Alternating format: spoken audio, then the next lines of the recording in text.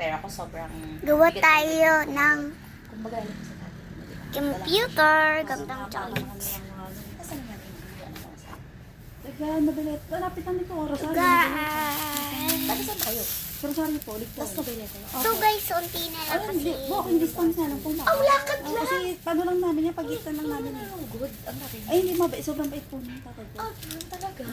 Nung nag-iwalay yan, kasi yan nahalata ko na, simula sumasama siya sa sa mga classmate, sa atin, yung mga reunion. Oo. Yung nag-reunion. Natuto siya mag-ayos-ayos, mag-inom-inom. Hindi naman siya ganun dati. Napapansin mo na siya noon. Tapos nakikita ko yung cellphone niya. Titingnan ko, may mga ka-chat, ka-text. Ma, ano ba yan? Buhay mo naman matinong ano yan? Babae. Oo, may asawa ka eh.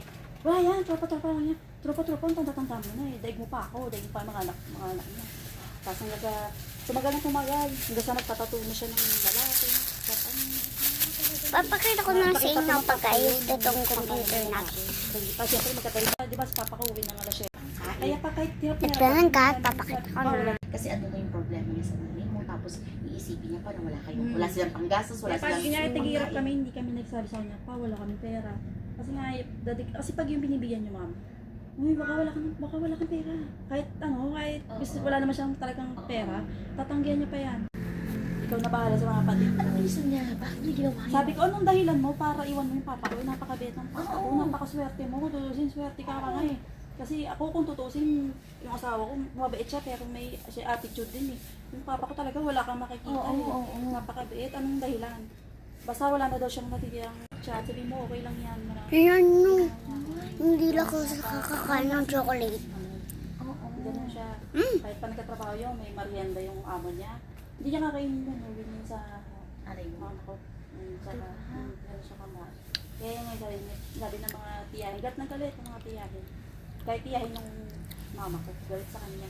Hanggang ngayon, hindi siya pinitibo. Kaya kahit nung naksidente siya, di ba naksidente yun, yung sinabi ko. Walang tumulong na. Hindi ka pumunta noon.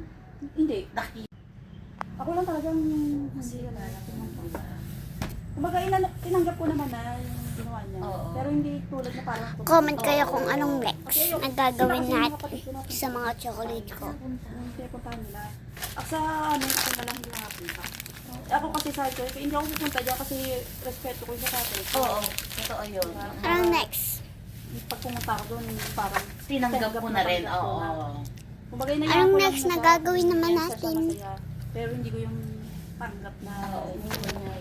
Ako naman tanggap na iniwan kami mga anak. Pero yung tatay ko kasi ang kawawa. Tapos tatandang